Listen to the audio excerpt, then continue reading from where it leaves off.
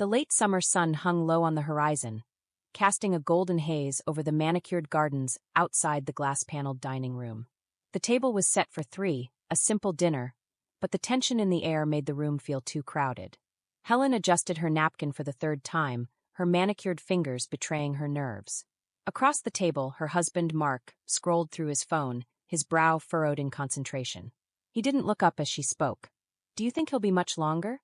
Helen's voice was calm, but a faint quiver betrayed her unease. Mark glanced at her briefly before returning to his screen. "He'll show up when he shows up. You know how Dylan is, never on time." The mention of Dylan's name sent a ripple through Helen's chest. It had been years since her stepson had lived in this house, but his sudden return home after a messy breakup had thrown everything off balance.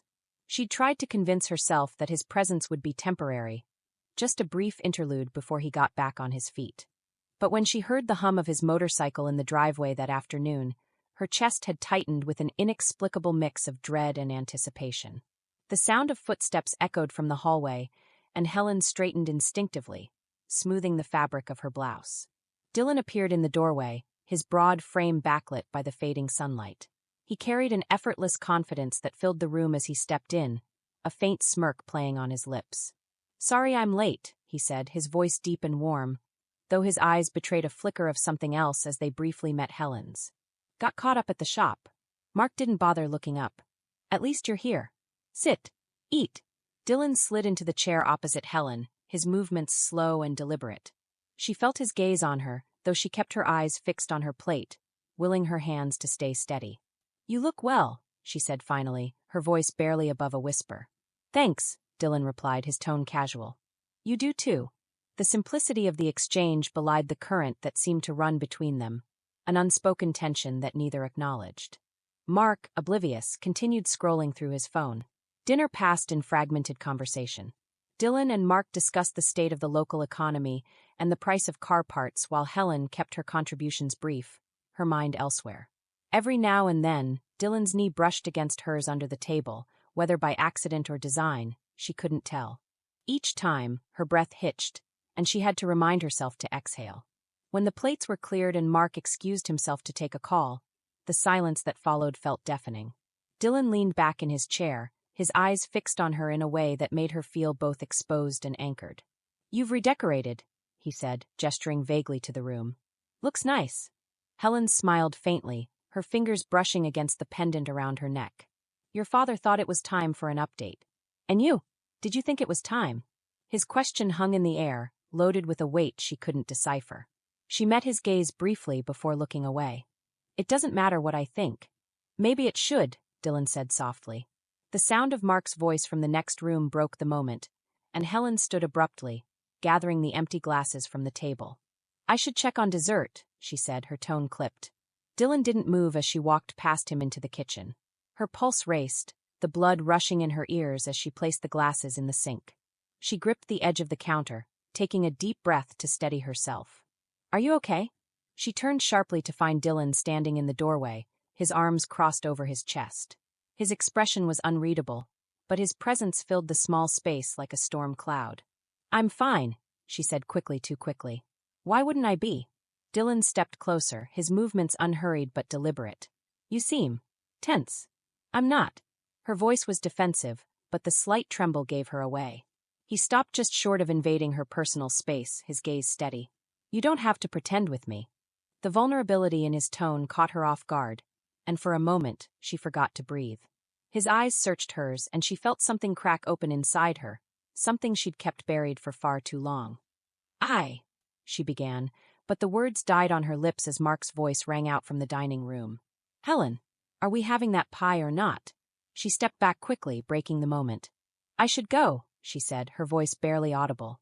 Dylan didn't move as she brushed past him, but she felt the weight of his gaze on her as she walked away. The kitchen was quiet, save for the faint hum of the refrigerator and the occasional clink of Helen's movements as she busied herself with slicing the pie. Her hands trembled slightly as she maneuvered the knife through the flaky crust, the weight of Dylan's gaze still heavy on her mind. Mark appeared in the doorway, his phone in hand, a look of mild irritation on his face. "What's taking so long? You know I don't like eating late." Helen forced a smile, hiding the turmoil within. "It's ready," she said, placing the plates on the tray with care. I'll bring it out. He grunted in response and disappeared back into the dining room. Helen took a steadying breath, picked up the tray, and followed. Dylan was leaning back in his chair when she entered, his expression calm but his eyes sharp as they flicked to her. She set the tray down, distributing the slices with a practiced hand. When she placed his plate in front of him, their fingers brushed, a fleeting touch, but one that sent an undeniable jolt through her. She didn't meet his gaze. Mark launched into a story about his day at the office, his voice filling the room as he dug into the pie. Helen nodded along, offering polite interjections where necessary, but her attention kept drifting back to Dylan. He ate slowly, his movements deliberate, and every so often, she felt his eyes on her. When dinner finally ended, Mark stood, stretching. I'm heading to bed. Early meeting tomorrow. He looked at Dylan. Don't stay up too late. You've got work in the morning. Dylan nodded. I won't. Mark kissed Helen on the cheek, a perfunctory gesture, and disappeared upstairs. The sound of his footsteps faded, leaving an uneasy quiet in the room. Helen began clearing the table, her back to Dylan. She heard his chair scrape against the floor and felt her heart quicken as he stood. Let me help, he offered, his voice close. I've got it, she replied quickly, though her hands betrayed her by fumbling with a glass. He stepped beside her, taking the dishes from her hands. Just a few plates, he said, his tone light but firm. They worked in silence, the weight of unspoken tension thickening the air. When the last dish was placed in the sink, Helen turned to find Dylan watching her. She froze, her pulse pounding in her ears. Dylan, she began, but he cut her off.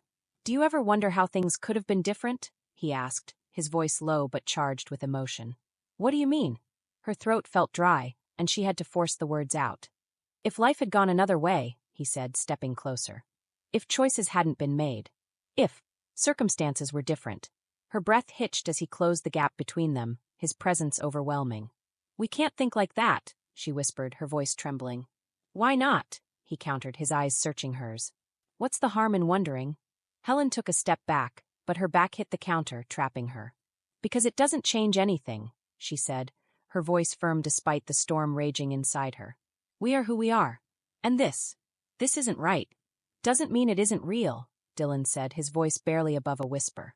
The words struck her like a blow, and for a moment the room seemed to tilt. She closed her eyes, willing herself to stay grounded, to ignore the pull she felt toward him. When she opened them again, he was still there, his gaze unwavering. Go to bed, Dylan, she said finally, her voice steady but soft. This conversation ends here. He hesitated, his expression a mix of frustration and resignation. If that's what you want, he said, his tone laced with disappointment. It is, she lied, her heart aching as she said the words. Dylan stepped back, giving her space. Good night, Helen. Good night, she replied, her voice barely audible. She didn't move until she heard his footsteps retreating down the hall. When she was finally alone, she sagged against the counter, her chest heaving as she tried to catch her breath. The house was quiet once more, but inside her a storm raged. The next morning, Helen woke early, the weight of the previous night still heavy on her chest. The sunlight streaming through the curtains did little to ease her unease. She moved through the motions of her morning routine on autopilot, her mind replaying Dylan's words, his expression, the tension that had hung between them like a drawn bow. Mark was already gone for the day, his usual note left on the counter reminding her of his late meeting.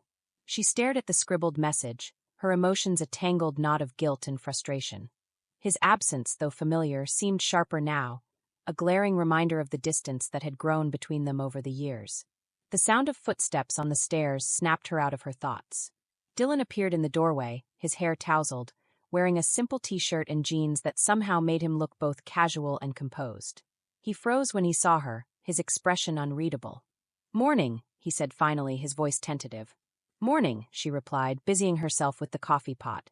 There's fresh coffee if you want some. Thanks, he said, moving to the cabinet to grab a mug. The air between them was charged, every movement and glance weighted with what neither of them dared to say. Helen turned her back to him, focusing on preparing breakfast. She could feel his presence behind her, close enough to set her nerves on edge, but not close enough to touch. Her hands trembled as she cracked eggs into the pan, the sizzle of oil a faint distraction. About last night, Dylan began, his tone careful. We don't need to talk about it, she interrupted quickly, her voice sharper than she intended. Don't we? He pressed, stepping closer. Dylan, please, she said, turning to face him. The look in his eyes stopped her short. It wasn't just longing, it was pain raw and unguarded. He took a step back, running a hand through his hair. I'm sorry, he said quietly. I didn't mean to make things harder for you. It's not your fault, she said, her voice softening. It's just complicated. Complicated, he echoed with a bitter laugh. Yeah, I'd say that's one way to put it. They stood in silence for a moment, the tension between them like a taut wire ready to snap. Finally, Helen turned back to the stove, her movements mechanical as she plated the food. Breakfast is ready, she said, forcing a note of normalcy into her voice. Dylan hesitated before taking a seat at the table. He didn't speak as they ate, the silence heavy but not hostile. Helen found herself glancing at him out of the corner of her eye, the ache in her chest growing with each stolen glance. When the meal was over, Dylan rose to clear his plate. Thanks for breakfast, he said, his tone polite but distant. You're welcome, she replied, her voice just as strained. He paused in the doorway, as if he wanted to say something more, but then he shook his head and left the room. Helen let out a shaky breath, her hands gripping the edge of the counter. She felt like she was standing on the edge of a precipice, the ground beneath her feet crumbling with every passing moment. The day stretched on, each hour feeling longer than the last. Helen tried to busy herself with chores, but her thoughts kept drifting back to Dylan. His words, his presence, the way his gaze seemed to strip her bare. It was too much, and yet she couldn't shake it. When the afternoon sun dipped lower in the sky, Helen found herself standing in the doorway of Dylan's room. She knocked lightly, her heart pounding as she waited for a response. Come in, he called, his voice muffled. She pushed the door open to find him sitting on the bed, a book in his hands. He looked up, surprise flashing across his face before it was replaced by caution. Helen, he said, setting the book aside. What's going on? She hesitated, her hand resting on the doorframe. I wanted to check on you. After this morning. I'm fine, he said, though his tone suggested otherwise. She stepped into the room, closing the door behind her. Dylan, I know this is hard, she said carefully. But we can't. I know, he said, cutting her off. His voice was low, almost a whisper. I know we can't, but that doesn't make it any easier. Helen crossed the room, her steps slow and deliberate. It's not supposed to be easy, she said. But we have to find a way to move past this. He looked up at her, his eyes filled with a mix of emotions she couldn't decipher. And what if I don't want to? Her breath caught, and for a moment she couldn't find the words. The distance between them felt both vast and non-existent, the air thick with everything they weren't saying. Dylan, she began, her voice trembling. Before she could continue, he stood, closing the gap between them in a heartbeat. Tell me you don't feel it too, he said, his voice low and desperate. Look me in the eye and tell me you don't feel it. Helen's heart thundered in her chest as she stared up at him, her resolve wavering under the intensity of his gaze. The truth was there, unspoken but undeniable, and for the first time, she didn't know if she had the strength to deny it. Helen froze, her mind a whirlwind of conflicting emotions. The vulnerability in Dylan's voice, the raw need in his eyes, it was too much. She opened her mouth to speak, to say something that would put an end to the moment spiraling out of control, but no words came. I can't, she finally whispered, her voice breaking. I can't do this. Dylan's jaw clenched, his hands balling into fists at his sides. Why not? He asked, his voice trembling. Why are we pretending this doesn't exist? Because it shouldn't. Helen's voice rose, the tension breaking through her composure. It's wrong, Dylan. No matter what we feel, this is wrong. He stepped back, running a hand through his hair as he let out a bitter laugh. Wrong? Helen, you've been living in the shadow of a marriage that barely exists. How is it wrong to want something real? Don't, she warned, her voice tight. Don't turn this into something it's not. And what is it then? He shot back. Because all I know is that when I'm around you, it feels like I can finally breathe. Like I'm alive again. Helen closed her eyes, willing herself to find the strength to end this, to walk away. But when she opened them, Dylan was still there, his eyes pleading, his vulnerability cutting through her defenses. This can't happen, she said, her voice quieter now, but no less resolute. I can't let it happen. Dylan nodded slowly, his expression hardening as he took another step back. Fine, he said, his tone hollow. If that's what you want. It's not about what I want, Helen replied, her voice trembling. It's about what's right. He didn't respond, his gaze dropping to the floor as the weight of her words settled over him. Helen turned and left the room, closing the door behind her with a finality that felt like a dagger to her chest. For the rest of the day, the house was eerily quiet. Helen busied herself with meaningless tasks, her hands trembling as she scrubbed counters that were already clean and folded laundry that didn't need folding. She tried to push thoughts of Dylan from her mind, but his voice, his words, lingered like a ghost. That evening, as the sun dipped below the horizon, Helen sat alone in the living room, a glass of wine untouched on the table beside her. The weight of her decision pressed down on her, a suffocating reminder of everything she was trying to protect, and everything she was losing. The sound of the front door opening startled her, and she turned to see Mark walking in, his expression tired but cheerful. "Long day," he said, dropping his briefcase by the door. "You wouldn't believe the traffic." "Sounds rough," Helen replied, forcing a smile as she rose to greet him. She pressed a quick kiss to his cheek, her heart aching with the guilt she couldn't shake. Mark smiled, oblivious to the turmoil churning beneath the surface. "I'm starving. What's for dinner?" "I'll get started," Helen said, her voice tight as she turned toward the kitchen. As she moved through the motions of preparing a meal, her mind raced.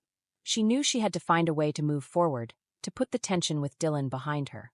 But deep down, she couldn't deny the truth. Something had shifted between them, and no matter how hard she tried, there was no going back. Helen froze, her mind a whirlwind of conflicting emotions.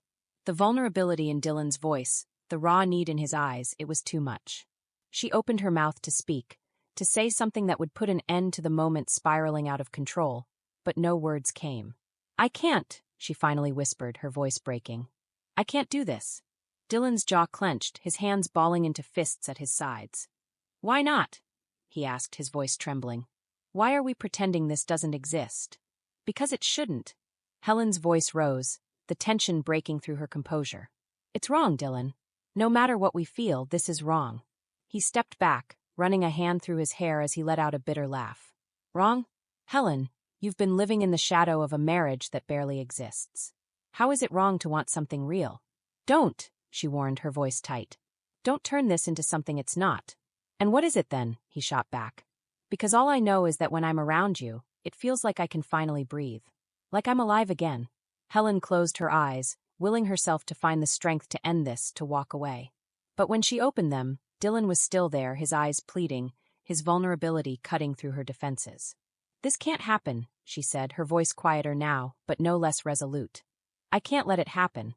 Dylan nodded slowly, his expression hardening as he took another step back. "Fine," he said, his tone hollow. "If that's what you want." "It's not about what I want," Helen replied, her voice trembling. "It's about what's right."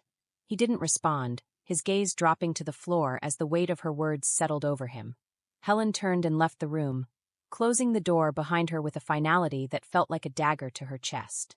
For the rest of the day, the house was eerily quiet. Helen busied herself with meaningless tasks, her hands trembling as she scrubbed counters that were already clean and folded laundry that didn't need folding. She tried to push thoughts of Dylan from her mind, but his voice, his words, lingered like a ghost. That evening, as the sun dipped below the horizon, Helen sat alone in the living room, a glass of wine untouched on the table beside her. The weight of her decision pressed down on her, a suffocating reminder of everything she was trying to protect, and everything she was losing. The sound of the front door opening startled her, and she turned to see Mark walking in, his expression tired but cheerful. "Long day," he said, dropping his briefcase by the door. "You wouldn't believe the traffic." "Sounds rough," Helen replied, forcing a smile as she rose to greet him. She pressed a quick kiss to his cheek, her heart aching with the guilt she couldn't shake. Mark smiled, oblivious to the turmoil churning beneath the surface. "I'm starving. What's for dinner?" "I'll get started," Helen said, her voice tight as she turned toward the kitchen. As she moved through the motions of preparing a meal, her mind raced. She knew she had to find a way to move forward, to put the tension with Dylan behind her. But deep down, she couldn't deny the truth.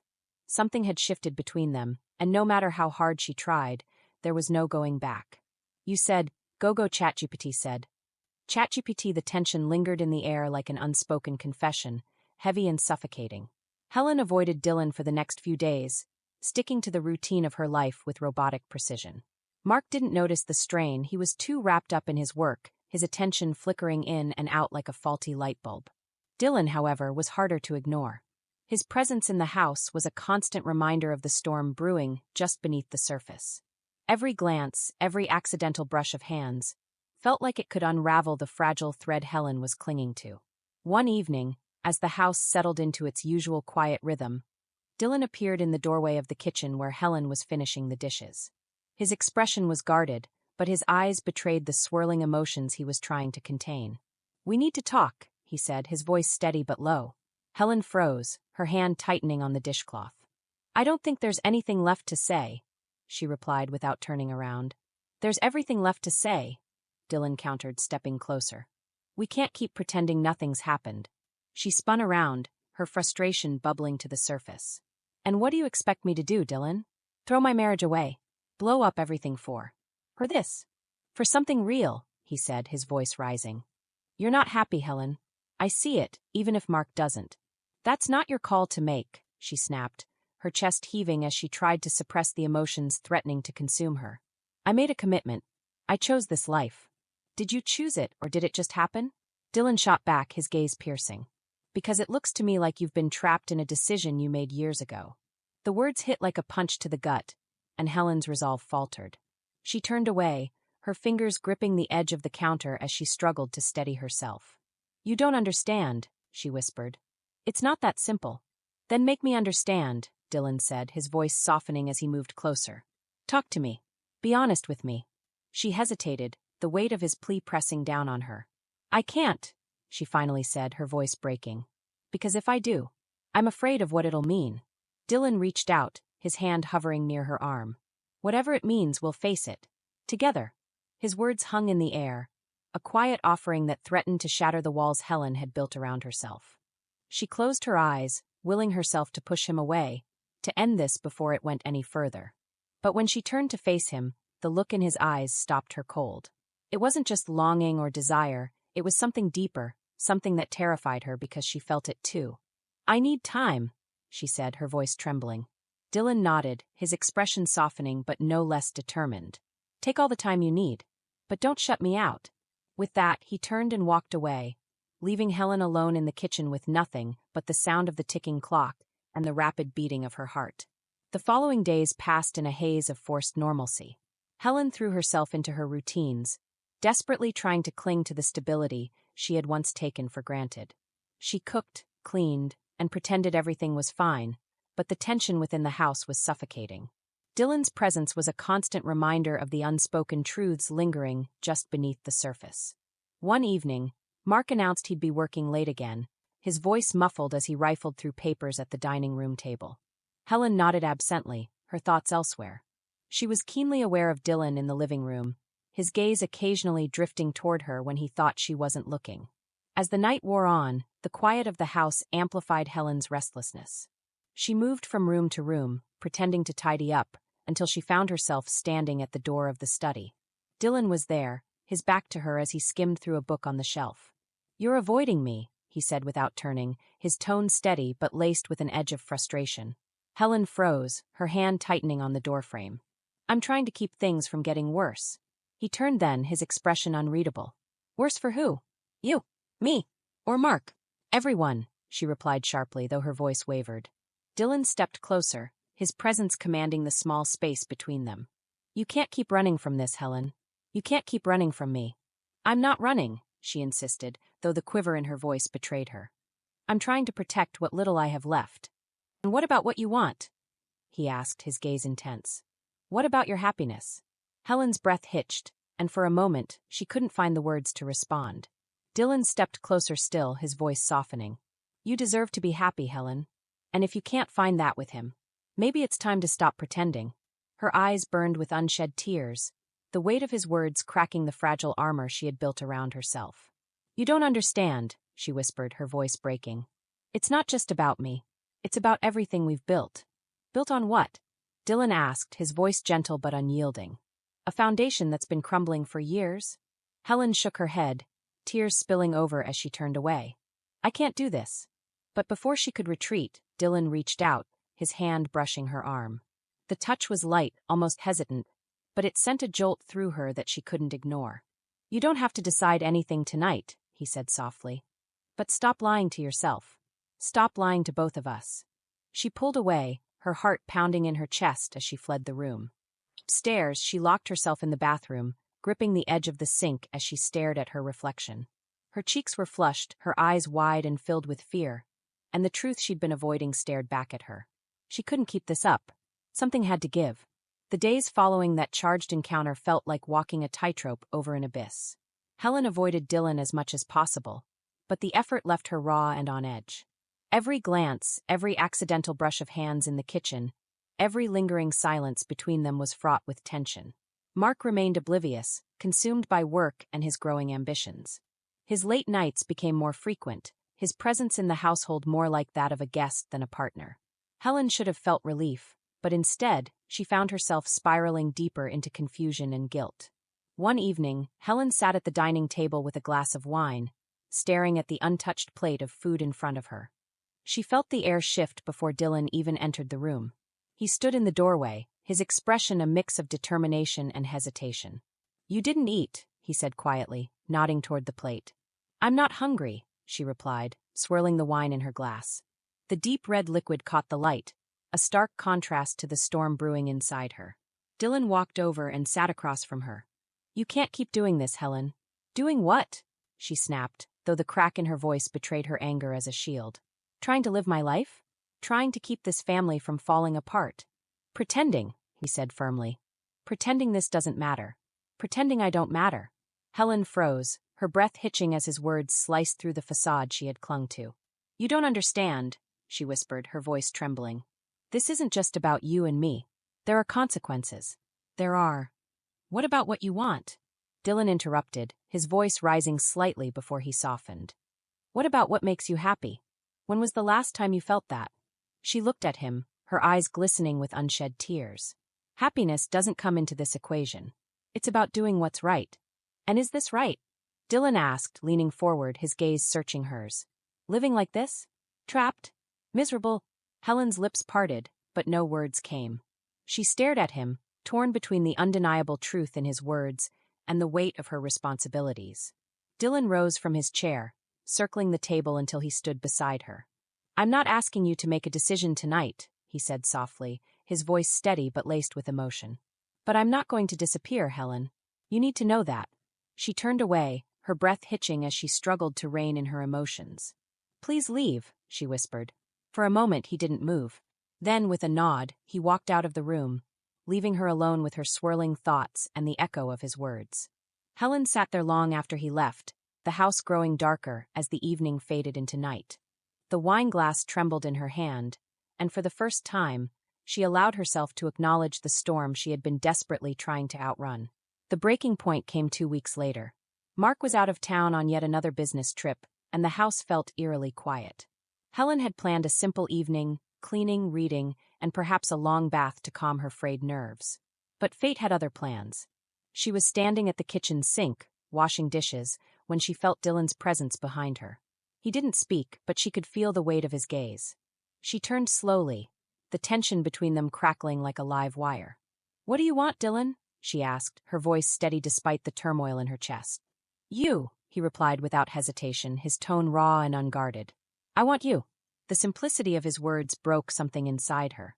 Before she could stop herself, she closed the distance between them, her hands trembling as she reached out to touch his face.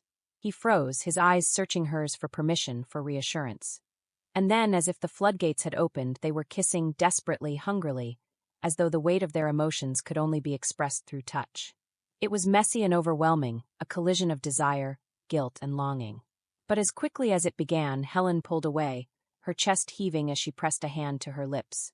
"This is wrong," she whispered, her voice breaking. "This can't happen." Dylan stepped back, his expression filled with a mixture of hurt and understanding. "You don't have to explain," he said, his voice soft. "I just needed you to know how I feel." Helen nodded, tears streaming down her face as she turned and fled the room. Upstairs, she collapsed onto her bed, sobbing into her pillow as the weight of her choices crashed down around her. She didn't know what the future held, but one thing was certain. The delicate balance she had been trying to maintain was shattered, and there was no going back. The morning after felt like waking up in a dream that had turned into a nightmare. Helen sat at the edge of her bed, her hands clasped tightly together, her breathing shallow and uneven. The events of the previous night replayed in her mind like a film stuck on a loop. The feel of Dylan's hands, the weight of his words, the way she had surrendered so completely to a moment she couldn't undo. Downstairs, the sounds of the house waking up began to filter through the walls. A coffee maker bubbling, the hum of the refrigerator, the faint chirping of birds outside the window, it was all so painfully ordinary. And yet, nothing felt ordinary anymore. Helen took a deep breath and stood, her legs shaky as she made her way to the bathroom. She splashed cold water on her face, staring at her reflection in the mirror. The woman who looked back at her seemed like a stranger. Her eyes were puffy, her expression haunted, as though the weight of her guilt and confusion had physically marked her. As she descended the stairs, she found Dylan sitting at the kitchen table, a mug of coffee cradled in his hands. He looked up as she entered, his expression unreadable. For a moment, neither of them spoke. The silence between them was thick, charged with everything they couldn't put into words. "I didn't know if you'd want coffee," Dylan said finally, his voice soft, almost tentative. "I made enough, just in case." Helen hesitated, then nodded, moving toward the counter to pour herself a cup. Her hands trembled as she lifted the mug to her lips, the bitter taste grounding her in the present moment. "We need to talk," she said, her voice barely above a whisper.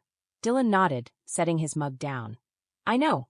Helen sat across from him, her fingers gripping the edge of the table as though it might steady her. "Last night. It can't happen again," she began, her voice wavering. "I can't let it happen again." Dylan's gaze was steady, but there was a flicker of pain in his eyes. "I understand," he said quietly. "But that doesn't change how I feel." Helen closed her eyes, her head bowing as she fought to keep her emotions in check. "This isn't about how I feel or how you feel. This is about doing what's right. And what if doing what's right means denying what you want?"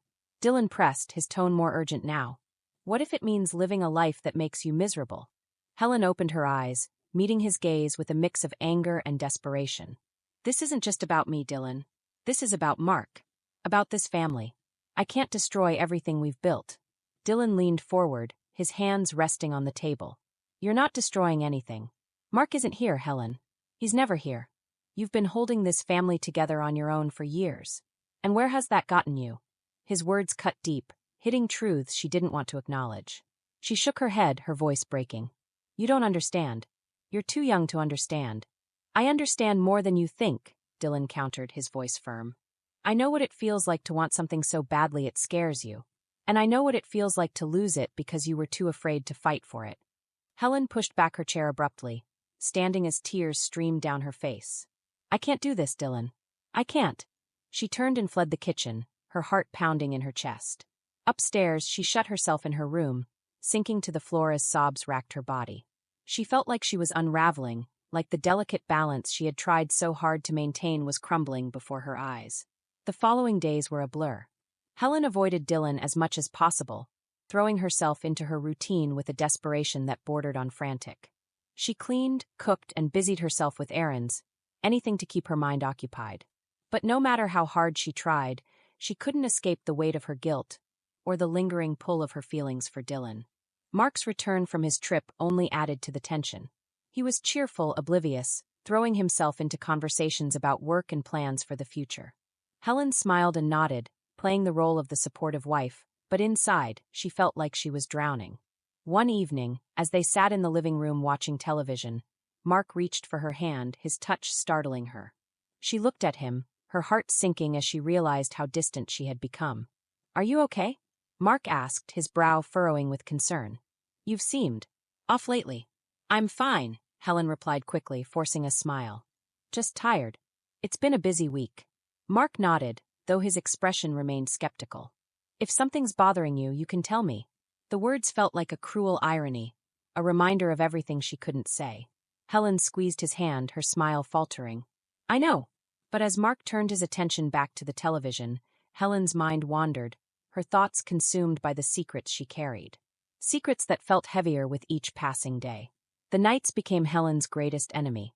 The stillness of the house only amplified the turmoil in her mind. Mark's steady breathing beside her was a cruel reminder of the trust she had shattered, even if he remained unaware of it. She lay awake, her thoughts spiraling as guilt warred with the unshakable pull she felt toward Dylan.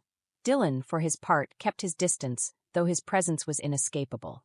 Helen would catch glimpses of him in the garden or hear the low hum of his voice on a phone call. Each encounter was a test of her resolve, and each time, she found herself faltering. One evening, as Helen prepared dinner, Dylan entered the kitchen. The air between them was thick, charged with all the words they hadn't spoken. He stood by the counter, watching her silently for a moment before speaking.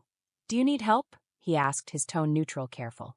Helen's hands stilled, gripping the edge of the cutting board. "I've got it," she said, her voice tight.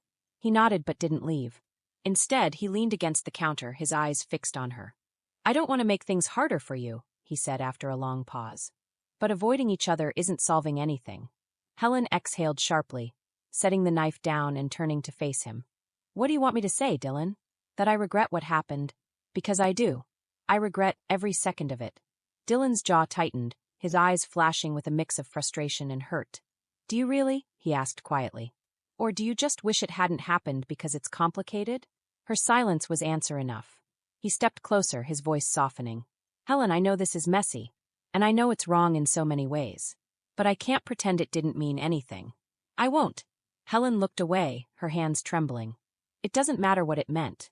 It can't happen again." "Why not?" he asked, his voice rising slightly. "Because it's easier to pretend you don't feel anything?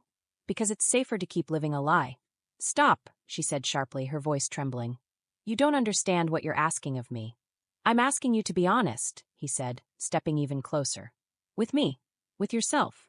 Her breath caught as she felt the heat of him, the nearness she had tried so hard to avoid. She wanted to push him away, to draw a line she knew they both needed. But when she met his gaze, her resolve crumbled. "Dylan," she whispered, her voice barely audible. "This can't end well. For either of us." He reached out, his hand brushing against hers in a gesture so tender it made her heart ache. "Maybe not. But I'd rather face the consequences than live with what-ifs." The sound of Mark's car pulling into the driveway shattered the moment. Helen jerked back as though burned, her chest heaving as she struggled to compose herself. Dylan stepped away, his expression unreadable. Mark entered the house moments later, his cheerful voice calling out a greeting. Helen turned back to the counter, her hands gripping the cutting board as though it might anchor her. "Something smells good," Mark said, walking into the kitchen and placing a kiss on her cheek. "What's for dinner?" Helen forced a smile, her voice steady despite the storm raging inside her. "Just something simple. I'll set the table." As Mark chatted with Dylan, oblivious to the tension that hung heavy in the air, Helen busied herself with the task, her mind racing. She had made her choice, hadn't she? So why did it feel like the ground beneath her was shifting with every passing second? The weeks that followed were a delicate balancing act. Helen threw herself into her routines, desperate to regain a sense of normalcy. She avoided Dylan as much as possible, though their paths inevitably crossed. Each interaction was a reminder of what they had shared, and what they could never have again. But the universe had other plans. One morning, Helen woke with a sense of unease she couldn't shake. By midday, the nausea hit, leaving her pale and shaken. She chalked it up to stress, brushing off Mark's concern when he noticed her lack of appetite. But when the symptoms persisted, she couldn't ignore the nagging thought that had taken root in her mind. Her hands trembled as she stood in the pharmacy aisle, staring at the rows of pregnancy tests. The idea seemed impossible, absurd even, but she couldn't shake it. The test sat on the bathroom counter, a ticking time bomb. Helen paced the small space, her heart pounding as she waited for the results. When the timer on her phone chimed, she approached the test with trepidation. 2 lines. Positive. The room seemed to tilt as the implications crashed over her. She sank to the floor, her hands covering her mouth as a sob escaped. This couldn't be happening. Not now. Not like this. Her mind raced with questions she didn't have answers to. Whose child was it? Mark's? Dylan's? The uncertainty was suffocating, and the weight of the secret threatened to crush her.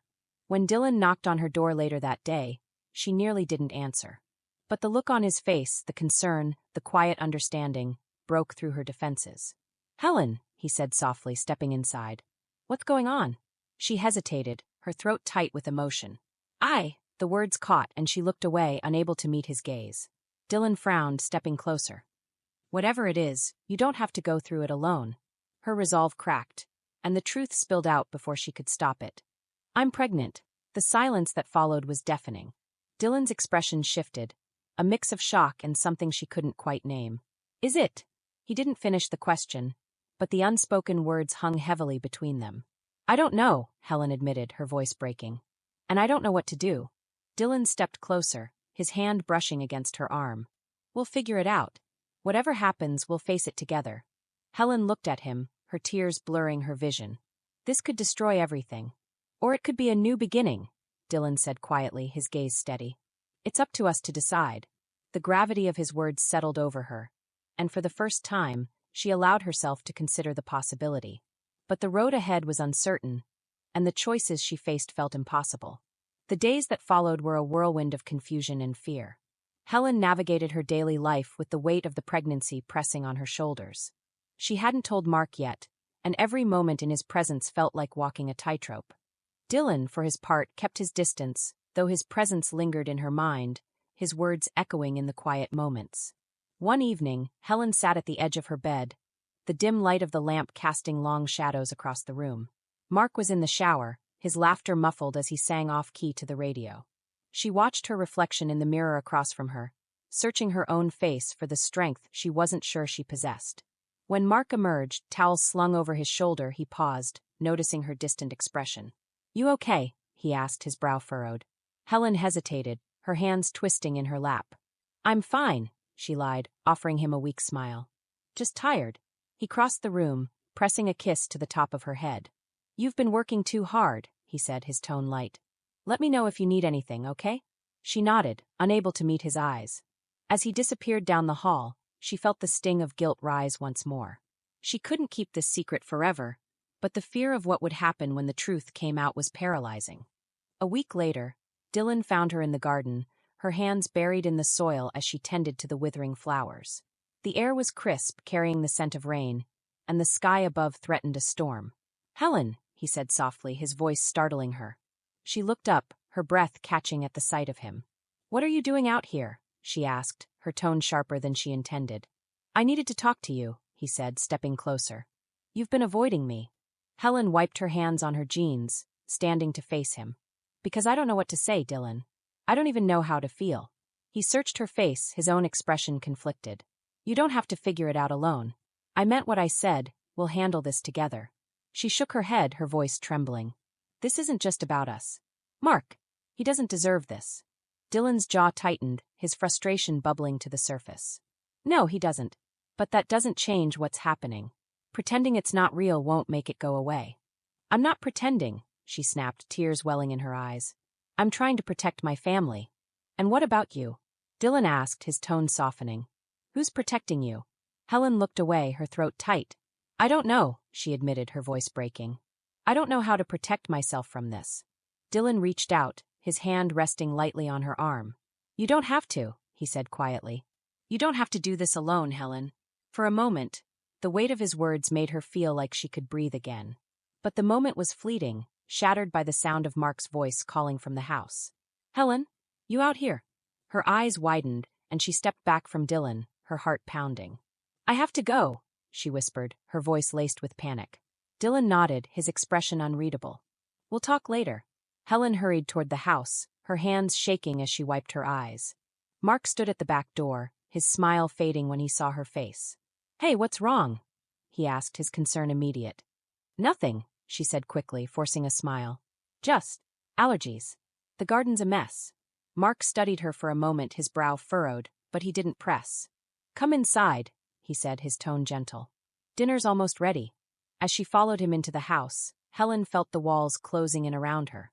The truth was a ticking time bomb, and she knew it was only a matter of time before everything unraveled. That night, Helen sat alone in the study, the pregnancy test in her hand. The two faint lines stared back at her, a silent reminder of the choices she'd made and the consequences she couldn't escape. When the door creaked open, she startled, quickly hiding the test behind her back. Mark stepped inside, his expression puzzled. What are you doing in here? He asked, his tone light. Just thinking, she said, her voice strained. He frowned, stepping closer. Helen, you've been acting strange lately. Is there something going on? Her breath caught, and she struggled to find the words. The truth was right there on the tip of her tongue, but fear kept it locked away.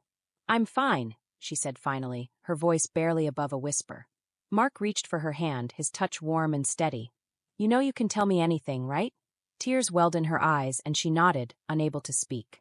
As he pulled her into his arms, she felt the weight of her deception pressing down on her chest, suffocating her.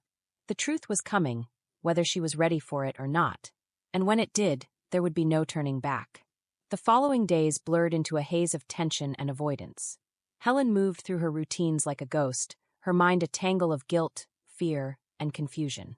Dylan kept his distance, though his presence lingered like a shadow. Mark, oblivious to the storm brewing beneath the surface, continued to dote on her, his kindness only deepening the chasm in her heart. One evening, as the sun dipped below the horizon, painting the sky in hues of amber and rose, Helen found herself in the kitchen, absently chopping vegetables for dinner. The steady rhythm of the knife against the cutting board offered a fleeting sense of control in a world spiraling out of her grasp. The sound of the front door opening and closing broke her trance. Mark's cheerful whistle echoed through the house, and she stiffened, her grip tightening on the knife. "Smells good in here," he said, stepping into the kitchen. His smile faltered when he saw her pale face. "Hey, are you okay?" She nodded quickly, forcing a smile. "Just tired. Long day." Mark walked over, wrapping his arms around her from behind. "You've been working too hard," he said, his voice soft. "Why don't you let me finish up here? Go put your feet up." "I'm fine," she said, her voice sharper than she intended. She felt him tense, and she turned, offering a weak smile to soften the blow. "Sorry, just a little on edge."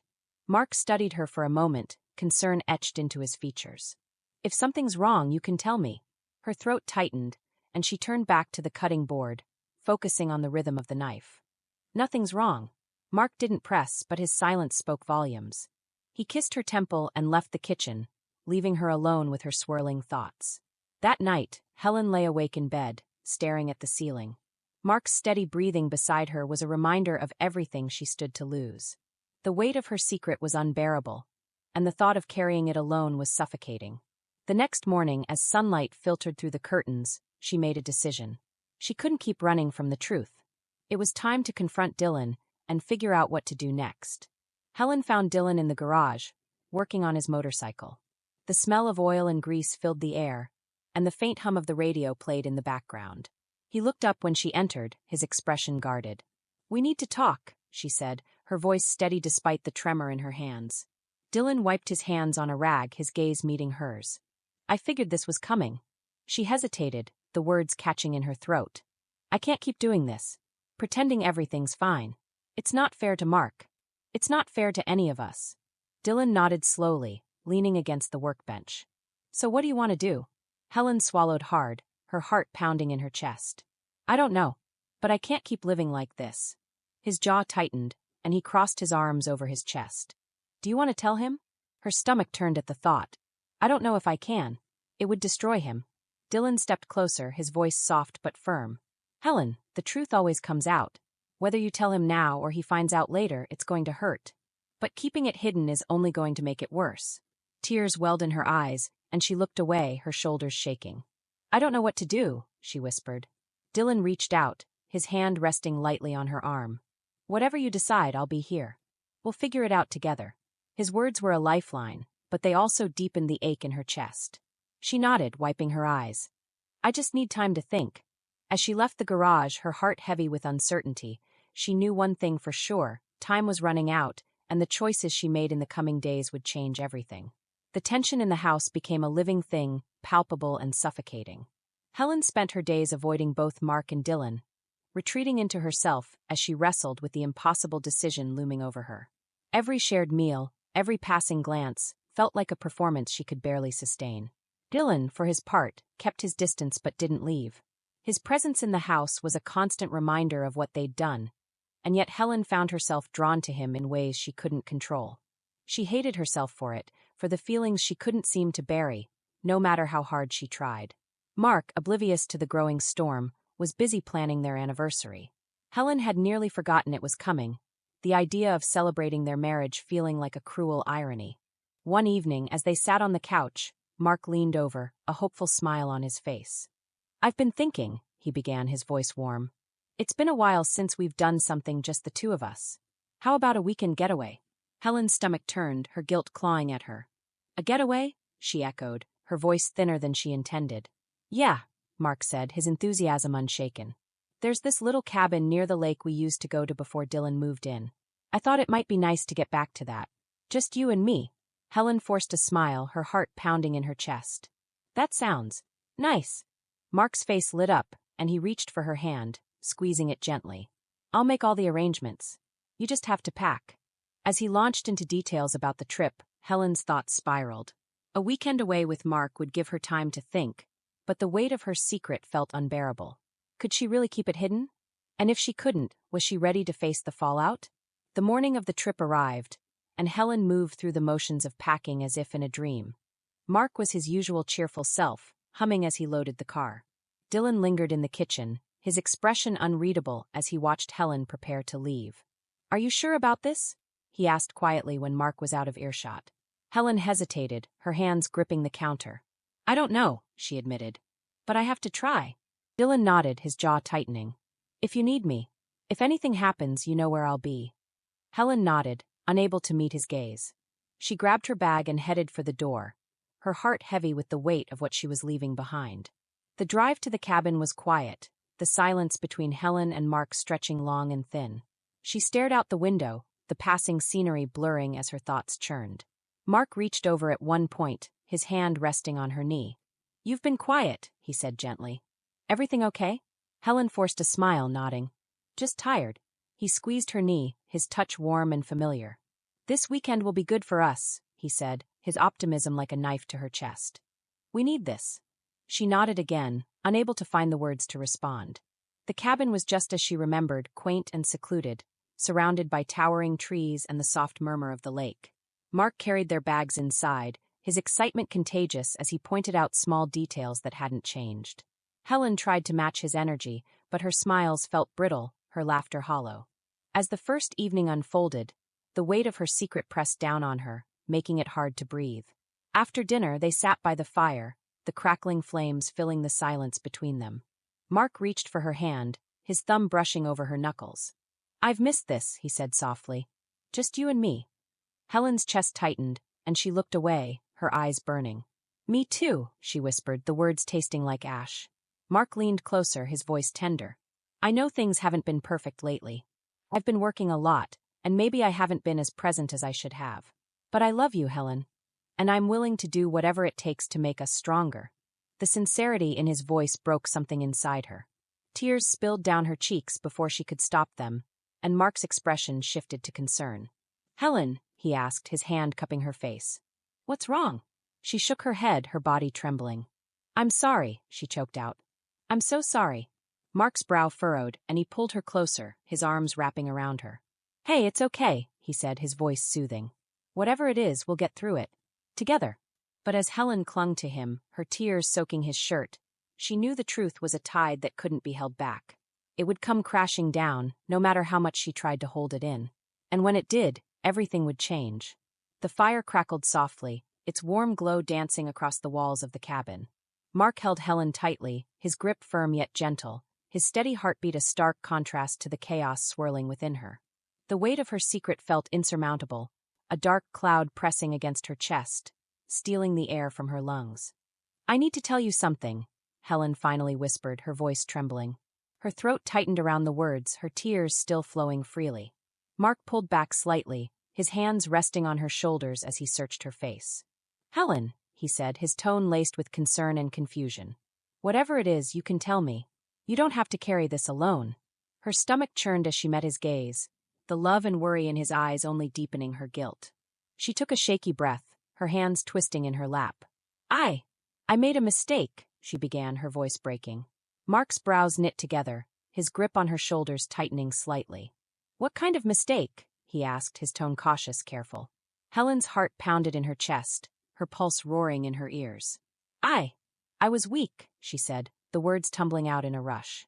I did something I never should have. Something I can't take back. Mark stared at her, his expression a mix of confusion and growing dread. What are you saying, Helen? He asked, his voice quieter now, tinged with an edge of fear. She looked down, unable to meet his gaze as she whispered the words that would shatter their world. I was with someone else. The silence that followed was deafening. Mark's hands fell away from her shoulders, his entire body stiffening as if he'd been struck. What? He said, his voice barely audible. Helen's tears fell faster now, her vision blurring. I didn't mean for it to happen, she said, her words tumbling out in a desperate rush. I never wanted to hurt you. But I made a mistake, Mark. A terrible mistake. Mark stood abruptly, his chair scraping against the wooden floor. He turned away, his hands running through his hair as he paced the small space. With who? He demanded, his voice sharp, trembling with anger and disbelief. Who, Helen? Helen froze, her heart sinking even deeper. She hadn't thought this far ahead, hadn't prepared for this moment. It was Dylan, she admitted, her voice barely above a whisper. Mark froze, his back to her. For a moment he didn't move, didn't speak. Then he turned slowly, his face pale, his eyes wide with disbelief. Dylan, he repeated, his voice shaking. My son? My own son. Helen nodded, her entire body trembling. It was a moment of weakness, Mark. I don't even know how it happened. Stop, Mark interrupted, his voice rising. Just stop. He took a step back, as if the distance could somehow lessen the impact of her words. I can't believe this. I'm so sorry, Helen pleaded, rising to her feet. I never wanted this to happen. It just did. Mark shook his head, his expression a mix of anger and devastation. You betrayed me, he said, his voice breaking. You and Dylan. You both betrayed me.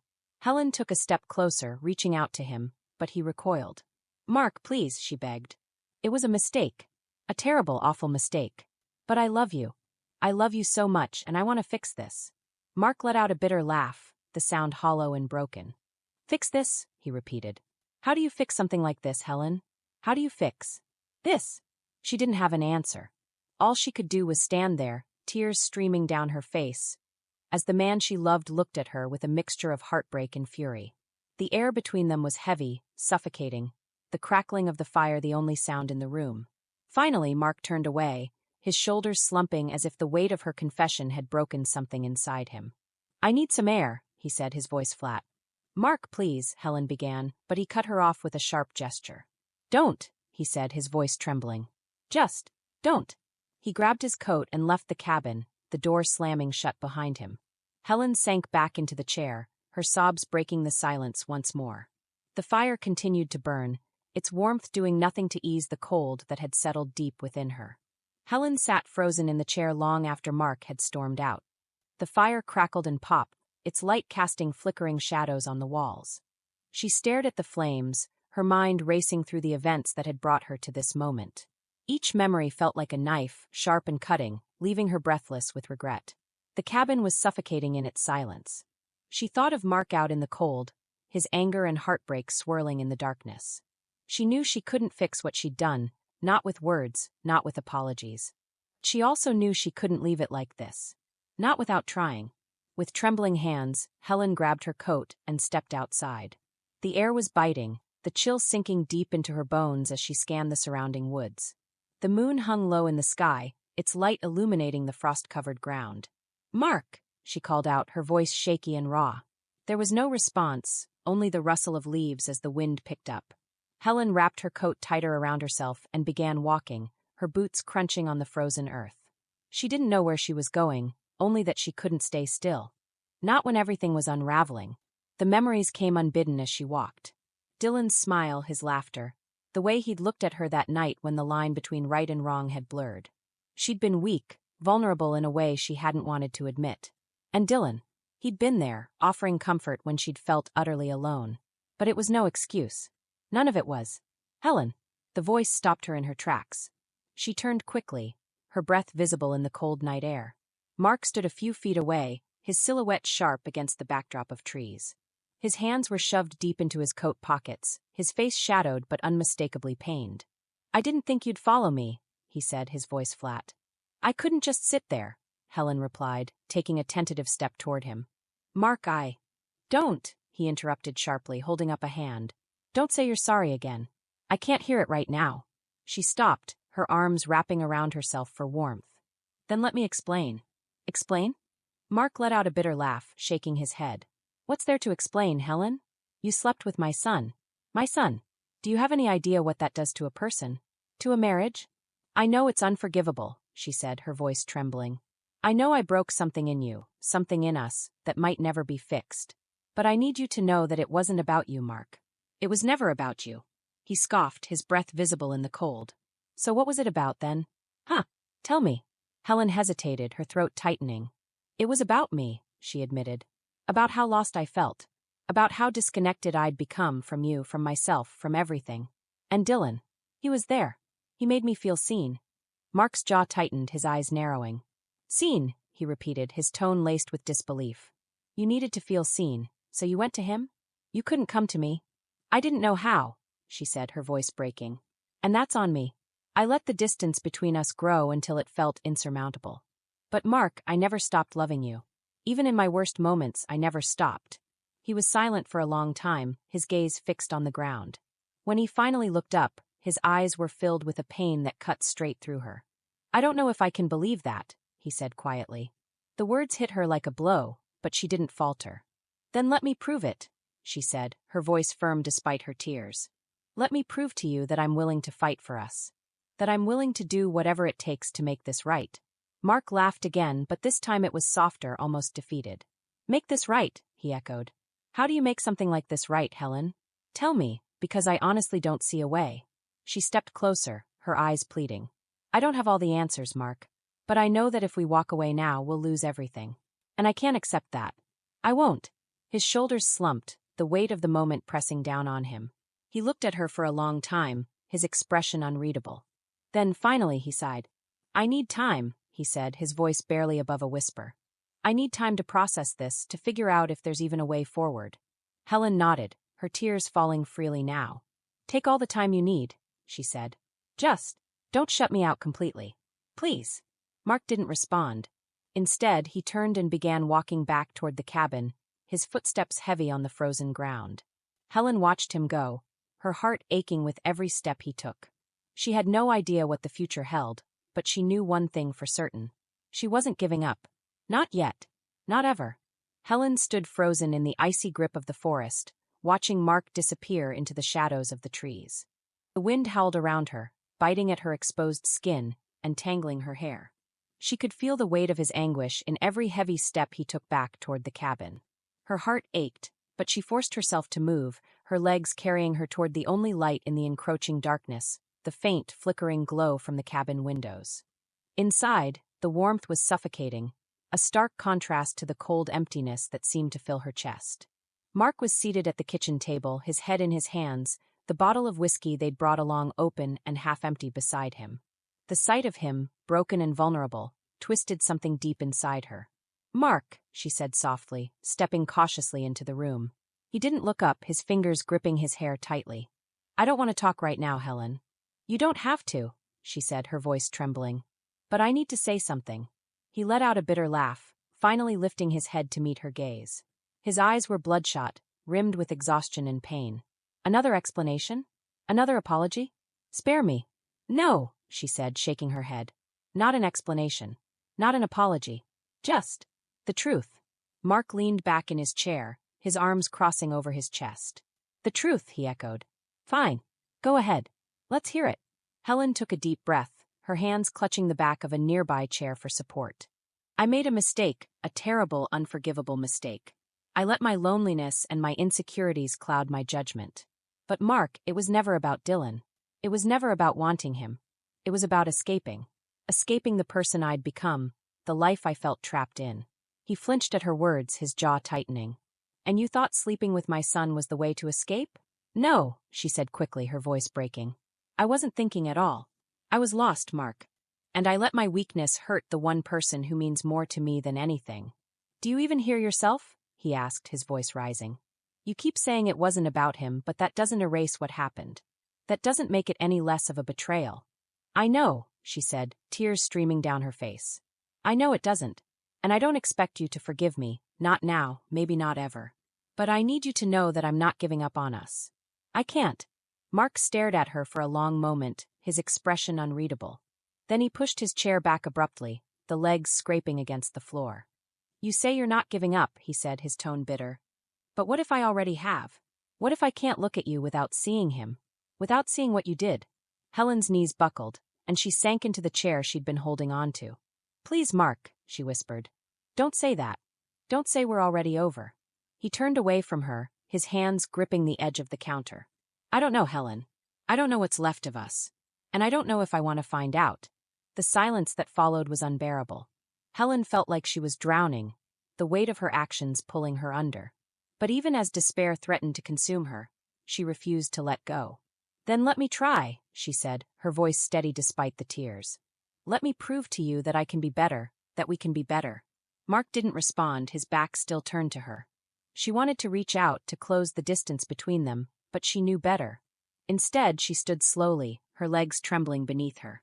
I'll sleep in the guest room tonight, she said quietly. But Mark, I need you to know that I'm not walking away. No matter how long it takes, no matter how hard it gets, I'm not giving up. He didn't turn around, didn't acknowledge her words. And as Helen retreated to the small, cold room at the back of the cabin, she couldn't shake the fear that she'd already lost him forever. Helen lay awake in the guest room, the darkness pressing down on her like a suffocating weight. The distant murmur of the wind outside the cabin matched the turmoil inside her, each gust a reminder of the storm she'd unleashed. She stared at the ceiling, her mind replaying every word, every look, every moment that had brought them to this place. The silence from Mark's room was deafening, and every fiber of her being wanted to go to him, to plead with him again. But she knew better. She had to give him space, even if the waiting tore her apart. Hours passed, and just as Helen felt herself slipping into a restless sleep, a faint creak startled her. She sat up, her heart racing, listening intently. Footsteps. Heavy, deliberate footsteps approaching the guest room door. She held her breath as the door cracked open, and Mark stood there, his silhouette illuminated by the faint moonlight filtering through the window. Helen, he said, his voice rough and low. Can I come in? She nodded quickly, her throat too tight to speak. He stepped inside, closing the door behind him, and for a moment he just stood there, his hands shoved into his pockets as if anchoring himself. I can't sleep, he admitted, his eyes flicking to hers before darting away. Every time I close my eyes, I see it. Helen felt her chest constrict, the pain in his voice cutting deeper than anything else could. Mark, she whispered, her voice trembling. I'm so sorry. If I could take it back. I know, he interrupted, his tone sharp. He sighed, running a hand through his hair. I know you're sorry, Helen. But it's not that simple. She nodded, tears welling in her eyes. I know, and I don't expect it to be. But I'll do whatever it takes, Mark. I'll fight for us, even if it takes the rest of my life. He leaned against the wall, his arms crossed over his chest. Do you even know what you're asking of me? To look at you, to see you and not think about him. To forget how you, his voice broke, and he looked away, his jaw tightening. I'm not asking you to forget, she said, her voice steady despite the tears streaming down her face. I'm asking you to let me try to fix what I broke. To let me show you that you're the only man I've ever truly loved. Mark let out a bitter laugh, shaking his head. Love? Helen, if you loved me, how could you? Because I was weak, she cried, standing abruptly. Because I was stupid and selfish and lost. But Mark, it was never about love. It was never about him. It was about me, about my own insecurities, my own failures. And I hate myself for what I've done to you, to us. Her outburst hung in the air, raw and unfiltered, and for a moment neither of them spoke. Then Mark pushed off the wall, his expression softening just slightly. I don't know if I can do this, Helen, he said quietly. I don't know if I can forgive you. Her heart sank, but she stepped closer, her hands trembling as she reached for his. Then let me earn it, she said. Let me prove to you that I'm worth forgiving. Mark stared at her, his eyes searching hers for what felt like an eternity. Finally, he nodded, a single, hesitant movement. I don't know if it'll work, he said.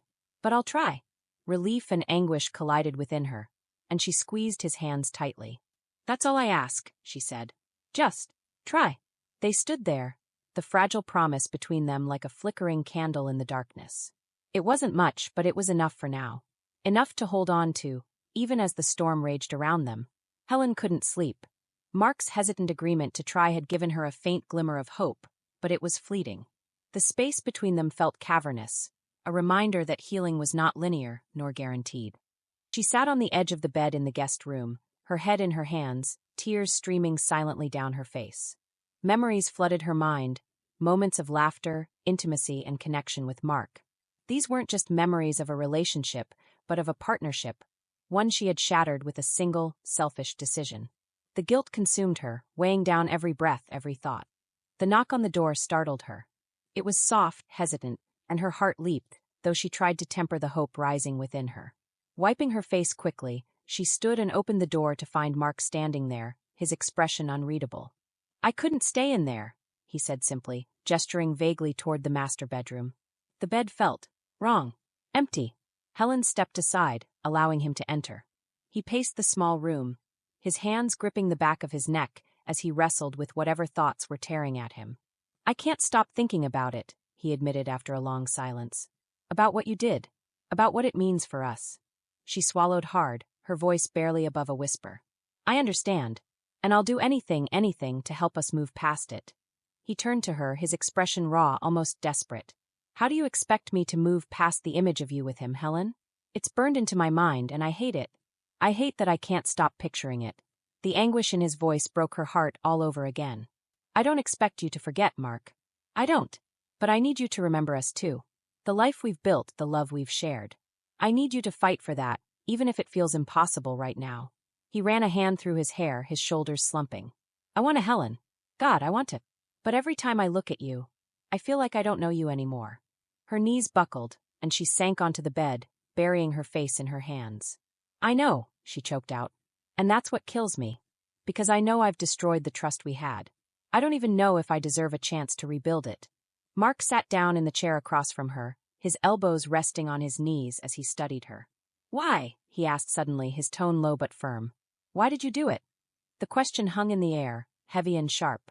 She lifted her tear-streaked face to meet his gaze, her lips trembling. "I don't have a good answer," she said finally. "I was lonely, insecure. You were working so much, and I felt invisible. And instead of talking to you, instead of trying to fix what was wrong, I made the worst mistake of my life." He closed his eyes, his jaw clenching. "It's not an excuse." "It's not," she agreed. "It's not an excuse, Mark. It's just the truth. And I hate myself for it every second of every day." He looked at her again, his eyes searching hers. "I'm scared, Helen. I'm scared that even if we try, even if we somehow move past this, it'll never be the same." "It won't be," she said softly. "It can't be. But maybe it can be better. Stronger. If we both want it enough." He leaned back in the chair, his hands covering his face as he let out a shaky breath. "I don't know how to start," he admitted. "I don't even know where to begin." "Then let's start here," she said, her voice trembling but resolute. "With this. With being honest, even when it hurts. With rebuilding trust one piece at a time." The silence stretched between them, but it felt less oppressive now, like the first rays of sunlight breaking through storm clouds. Finally, Mark nodded, his movements slow and hesitant. "Okay," he said, his voice barely above a whisper. "One piece at a time." The days that followed were fragile, filled with small, hesitant steps toward something that might one day resemble healing. Helen poured herself into making amends, not just with words but with actions. She took on more responsibilities at home, gave Mark space when he needed it, and tried to show her love for him in ways that didn't feel forced or performative. Mark, for his part, struggled with the duality of his emotions. He hated what Helen had done, but he couldn't deny that he still loved her. That love was what kept him from walking away, even when the memories of her betrayal felt unbearable. One evening, as they sat in the living room, the silence between them no longer heavy but tentative, Mark spoke. "I need to know something," he said, his voice steady but quiet. Helen looked up from the book she had been pretending to read. "Anything." He hesitated, his gaze fixed on the floor. "Did it mean anything to you? Was it emotional, or was it just physical?" The question made her stomach churn, but she forced herself to answer honestly. "It didn't mean anything, Mark. It wasn't emotional. It was a moment of weakness, of selfishness. And it's the biggest regret of my life." He nodded slowly, absorbing her words. "And him? Does he know? About us? About what this has done?" Helen shook her head. "I cut off all contact with him the moment I realized what I'd done. He doesn't know anything beyond." That night, Mark leaned back, his expression unreadable. "Good. I don't want him anywhere near us." "He won't be," she promised. "I'll make sure of it." The weight of their conversation lingered, but for the first time, it felt like they were chipping away at the mountain between them. It wasn't easy and it wasn't fast, but it was something. And for now, something was enough. The days passed in a blur of cautious attempts at normalcy. Helen threw herself into her routines, taking solace in the small victories, Mark agreeing to have dinner with her, his occasional glances that didn't carry the same weight of betrayal. Yet, the silence that lingered after their conversations reminded her of the fragile thread by which their relationship hung. Mark, too, found himself navigating uncharted waters. His emotions swung wildly, from anger and resentment to a cautious longing for what they once had. He tried to lose himself in work, but even there, the memories of Helen's confession intruded, demanding his attention. One evening, Helen found herself standing in front of Mark's study, her hands clutching a folder. She hesitated before knocking softly. "Mark, do you have a moment?" His chair creaked as he turned toward the door. "Come in," he said, his voice neutral but not cold. She stepped inside, closing the door behind her. "I've been thinking," she began, her voice trembling slightly, "about how I can show you that I'm serious about fixing this." Mark raised an eyebrow but didn't interrupt. "I started seeing a therapist," she continued, "to work on myself, on understanding why I did what I did and how I can make sure it never happens again." He leaned back, his expression unreadable. "Why now?" "Because I need to be better," she said, her voice firm despite her nerves. "For myself, for you, for our family. I don't expect this to fix things overnight, but it's a start." Mark nodded slowly, a flicker of something relief crossing his face. "That's good," he said finally. "It's a good step." Encouraged by his response, Helen pressed on. "I also think we should try couples therapy. I know it won't be easy, but maybe it could help us rebuild." He hesitated, the word rebuild hanging heavily between them. "I'll think about it," he said at last. "I'm not saying no, but I'm not ready to say yes either." "That's fair," she said, nodding. "Thank you for considering it." As she turned to leave, Mark's voice stopped her. "Helen." She turned back, hope flickering in her chest. "Yes. I appreciate what you're doing," he said, his voice soft. "I know it's not easy." Her lips curved into a faint smile, tears pricking at the corners of her eyes. "Neither is staying," she said. "But I'm glad you are." That weekend, they decided to spend time together outside the confines of the house, a small attempt at reconnecting in a neutral space. They drove to a nearby park, the autumn leaves painting the landscape in warm hues of orange and gold. The air was crisp, carrying the faint scent of earth and pine. As they walked along the winding trail, Helen stole glances at Mark, her heart aching with the desire to bridge the distance between them. "Do you remember coming here with the kids?" she asked, her voice tentative. He nodded, his gaze fixed on the path ahead. "Every fall. They'd always race to see who could find the biggest leaf. And you'd always let them win," she said, a small smile tugging at her lips. Mark's lips twitched, almost forming a smile. "I didn't let them win. They just had better eyes." They walked in silence for a while, the sounds of the forest filling the space between them. Finally, Mark spoke. "Why here, Helen? Why bring me to this park?" "Because it's where we were happy," she said simply. "And I wanted to remind you that we can be happy again." He stopped walking, turning to face her. "You make it sound so easy." "It's not," she admitted, meeting his gaze. "But I'm willing to fight for it. For us." Mark studied her for a long moment, his expression unreadable. Then he nodded, his shoulders relaxing slightly. "One step at a time," he said, echoing her earlier words. "One step at a time," she agreed, her heart swelling with a fragile hope. As they continued their walk, the tension between them began to ease, replaced by a tentative warmth. It wasn't a solution, but it was a beginning, a small, flickering light in the darkness. And for now, that was enough. As the days turned into weeks, the tentative warmth between Helen and Mark began to grow. It wasn't without its setbacks, moments of tension, sudden silences, or memories dredged up unexpectedly, but they clung to the fragile progress they were making. Therapy sessions became a regular part of their lives. Helen attended her individual sessions with a determination that impressed even her therapist, while Mark began to cautiously consider the idea of couples therapy. The truth about the baby hung over them like an unspoken question. Helen hadn't brought it up again, unsure if it was her place to force the conversation. Mark, meanwhile, avoided thinking about it, throwing himself into work and house projects to keep his mind occupied. One evening, Helen found herself standing in the nursery they had prepared years ago for their children. The room had since been converted into a guest room, but traces of its past purpose lingered, the soft pastel walls, a forgotten mobile tucked away in a corner. She ran her fingers along the edge of the dresser, her thoughts consumed by what the future might hold. "Helen!" She turned to find Mark in the doorway, his expression unreadable. He stepped inside, closing the door behind him. "What are you doing in here?" "I was just thinking," she said, her voice hesitant. "About everything. About us." Mark crossed the room, his hands shoved deep into his pockets. It's a lot to think about, he admitted. She nodded, taking a deep breath. Mark, I don't want to pressure you, but we need to talk about the baby. About what this means for us. He stiffened, his jaw tightening. What do you want me to say, Helen? That I'm okay with it? That I've magically come to terms with everything? No, she said quickly, her heart pounding. I don't expect that. I need to know where you stand. What you're feeling. What I'm feeling. He let out a bitter laugh. I'm feeling like my whole world was turned upside down. Like the woman I trusted betrayed me, and now I'm supposed to just accept this. Her eyes filled with tears, but she didn't look away. I know I hurt you. I know I don't deserve your forgiveness. But this baby is a part of me, Mark. And it's a part of you whether you want it to be or not.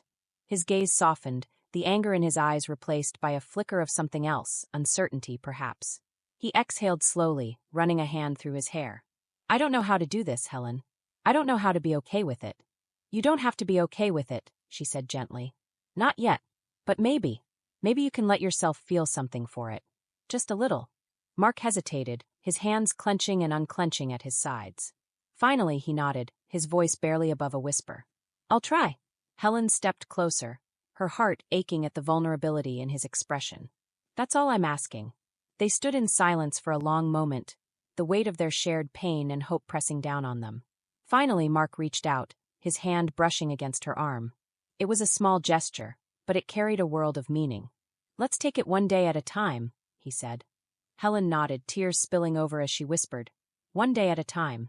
The next morning, Mark surprised Helen by suggesting they attend a prenatal appointment together. Her shock was evident, but she quickly agreed, her heart racing with a mixture of hope and apprehension. At the doctor's office, the atmosphere was tense but not unbearable. When the ultrasound technician began the scan, the room was filled with the soft whir of the machine. Then, the sound of the baby's heartbeat filled the air, a steady, rhythmic thrum that seemed to resonate in their very souls. Mark stared at the screen, his expression unreadable. Helen watched him nervously, searching for any sign of what he might be feeling. Finally, he spoke, his voice rough with emotion. That's our baby. Our baby, Helen echoed, her voice trembling. In that moment, something shifted. It wasn't a complete healing, but it was a start, a fragile thread connecting them to the future they might still build together. As they left the office, Mark reached for Helen's hand, holding it tightly in his own. She looked at him, her heart swelling with gratitude and a glimmer of hope. They still had a long way to go, but for the first time they both felt like they were moving forward together. The following weeks brought a fragile but steady rhythm to Helen and Mark's lives. They began to navigate their new reality, acknowledging the complexities of their situation while trying to find moments of clarity. The pregnancy, once an unspoken weight, became a central part of their conversations, albeit cautiously. Mark was hesitant but showed signs of curiosity, asking questions about doctors' appointments and the baby's development. One evening, after a particularly long day, Mark sat in the living room, staring at the television without really watching. Helen entered quietly, holding 2 mugs of tea. She placed one on the coffee table in front of him before settling on the opposite end of the couch. Thanks, he murmured, glancing her way. She offered a small smile, watching him as he fiddled with the handle of his mug. I wanted to say something, she began, her voice soft. Mark looked at her, his brow furrowed. What is it? I've been thinking about everything about us, about this baby. I just want you to know that I don't expect you to have all the answers right now. I don't even have them myself. But I'm willing to work through this, however long it takes. Her gaze was steady, her words measured. Mark nodded slowly, the tension in his shoulders easing slightly. I appreciate that, he said. I've been trying to figure out how I feel about all of this, and honestly I'm still confused. But I don't want to shut you out. I'm trying, Helen. I really am. She reached out tentatively, her fingers brushing against his. The gesture was small but carried an unspoken reassurance. That's all I need to hear. The room fell into a comfortable silence, the only sound the faint hum of the television. For the first time in weeks, Helen felt a sliver of hope, a fragile but vital thread weaving its way back into their relationship. As Helen's pregnancy progressed, she began preparing for the baby's arrival. One afternoon, she found herself in the attic, sifting through old boxes of baby clothes and toys from when their children were younger. Mark appeared in the doorway, his hands in his pockets. Need any help? He asked, his tone tentative. She looked up, surprised but pleased. Actually, yes. I could use a hand with these. They worked side by side, sorting through the dusty remnants of their shared past. Mark picked up a tiny onesie, holding it up with a faint smile. I remember when Olivia wore this. She was so small I was afraid I'd break her. Helen chuckled, her heart warming at the memory. And you were so careful with her, like she was made of glass. He glanced at her, his expression softening. I just didn't want to mess it up. You didn't, she said quietly. You were a great dad. Mark looked away, his grip tightening on the fabric. I'm scared, Helen. About doing this again. About everything. I know, she said, placing a hand on his arm. But you don't have to do it alone. We'll figure it out together. His gaze met hers, and for a moment, the walls he had built around himself seemed to crumble just a little. Okay, he said softly. Together. Their progress was slow but steady, marked by small victories and moments of vulnerability. Mark began attending prenatal classes with Helen, though his reluctance was evident at first. Over time, however, he found himself more engaged, even cracking jokes during the sessions to lighten the mood. One evening, as they sat in bed reading, Helen placed his hand on her growing belly. The baby kicked, and Mark's eyes widened in surprise. Was that? She smiled, nodding. That was the baby. His hand lingered, a faint smile playing on his lips. It's real, he murmured, more to himself than to her. It is, she said, her voice filled with quiet wonder. In that moment, they both felt the weight of possibility, a future they hadn't dared to imagine but now seemed within reach. The road ahead was still uncertain, but together they were learning to walk it, one step at a time. Helen stood in the nursery's doorway, her hands resting on the gentle curve of her belly. The soft pastel walls and the mobile sheet hung over the crib felt like tangible pieces of hope, a future she'd begun to believe in despite the chaos that had brought her here. Behind her, Mark approached quietly, holding a small box wrapped in silver paper. Thought it was time for a gift, he said, his voice softer than she'd ever heard it. Helen turned, a smile breaking through the tension that had lingered all day. You've been full of surprises lately. Mark held out the box and Helen took it, her fingers grazing his briefly. The touch lingered in the air between them as she unwrapped the package. Inside was a small silver rattle, its surface gleaming in the soft light. I saw it and thought. It's a new start, Mark said, his voice thick with emotion.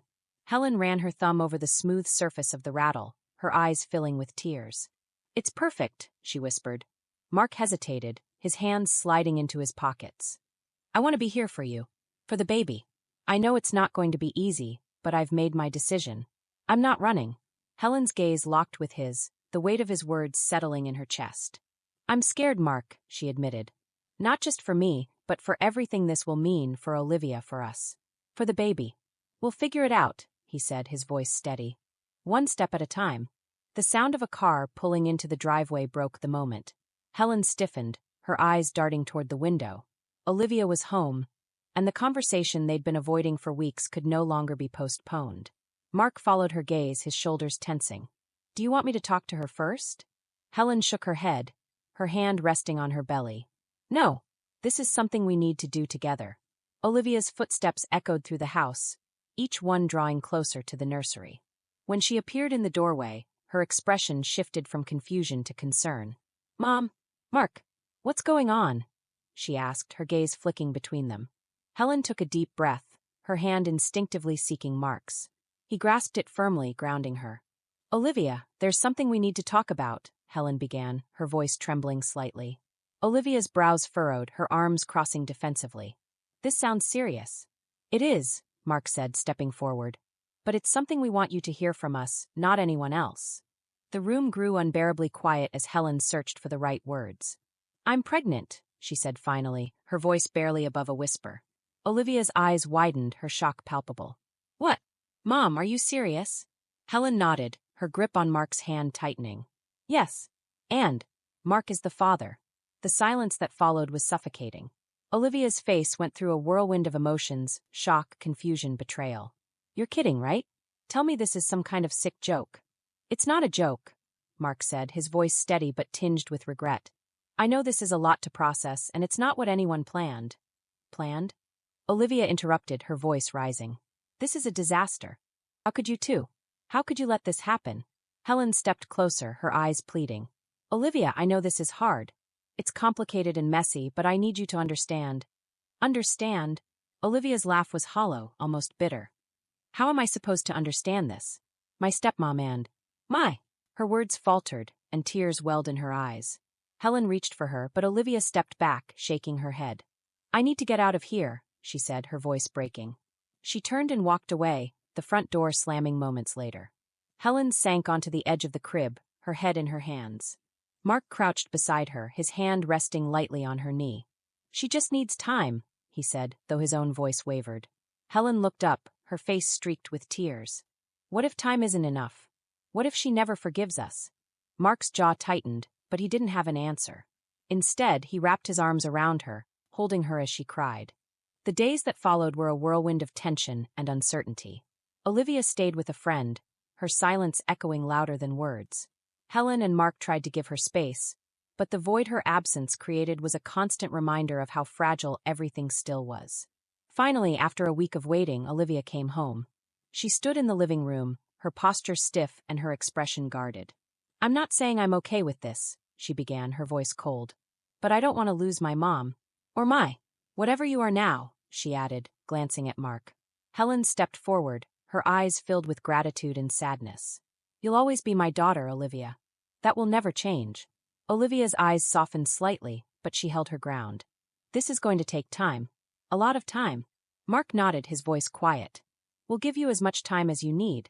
As Olivia disappeared into her room, Helen turned to Mark, her shoulders sagging with relief and exhaustion. It's a start, she said. Mark pulled her close, his lips brushing her forehead. We'll take it, one step at a time. And as the three of them began to navigate their new reality, the house felt different, not whole, but no longer broken. It was a fragile beginning, but it was theirs. The weeks that followed were filled with a tense silence that seemed to hang over the house like a storm cloud. Olivia kept her distance, retreating to her room or staying out late with friends. The once comfortable rhythms of their home were now jagged and uneven, each moment punctuated by the weight of the unspoken. Helen, growing increasingly aware of her expanding belly, found herself navigating the precarious space between trying to maintain a semblance of normalcy and respecting Olivia's need for space. Mark, for his part, oscillated between supporting Helen and cautiously trying to reach out to Olivia. But every attempt was met with cold indifference. One evening, Helen stood in the kitchen, chopping vegetables for dinner. The soft hum of the radio filled the silence, but it did little to ease the tension. Mark entered, his tie loosened and his face lined with exhaustion. She's barely speaking to me, he said, dropping into a chair at the kitchen table. I tried asking her about school, her friends, anything. She just shuts me down. Helen set down the knife and turned to face him, her hands gripping the edge of the counter. It's not going to change overnight, Mark. She needs time. She's had time, he said, running a hand through his hair. And I'm starting to wonder if this is just too much for her to get past. Helen's chest tightened, the fear she'd been trying to suppress threatening to overwhelm her. We have to keep trying.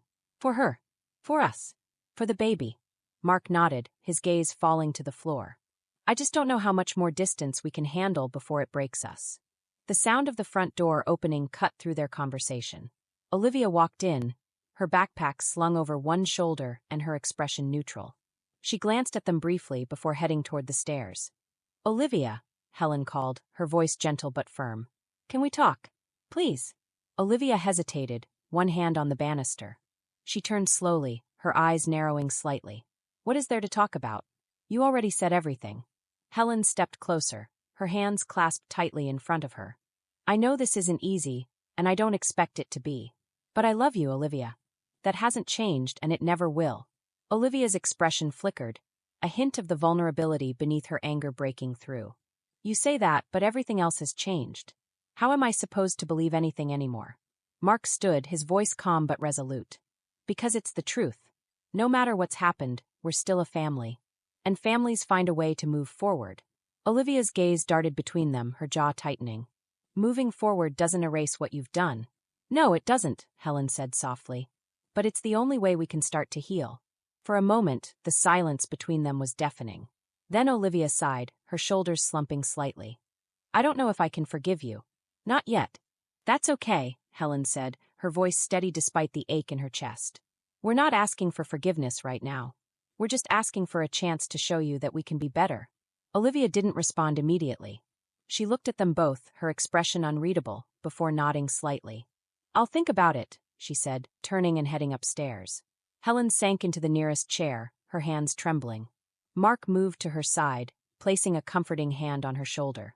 It's not much, she whispered, her voice barely audible. But it's something. Mark nodded, his grip on her shoulder tightening slightly. We'll take it. One step at a time. The fragile progress that evening marked the beginning of a slow thaw. Olivia remained guarded, but small gestures, a brief conversation, a shared meal, hinted at a willingness to rebuild. The house still carried the weight of their shared history, but beneath it, there was a faint glimmer of hope. Helen and Mark leaned into that hope, knowing it was the only way forward. And as the days turned into weeks, the fractures in their family began, ever so slowly, to heal. The tension in the house slowly began to ease, though it was far from gone. Olivia's interactions with Helen were measured, polite but distant. It was a fragile peace, one that could shatter with the wrong word or misstep. Helen felt the weight of it every day, her every movement and word calculated to avoid pushing Olivia further away. Mark did his best to bridge the gap, spending time with Olivia whenever he could. He made an effort to be present, to show her that despite everything, his love for her hadn't changed. But the shadow of betrayal lingered, and it was clear that Olivia was struggling to reconcile the past with the present. One afternoon, as Helen was sorting through baby clothes she had ordered online, she heard a knock at the door.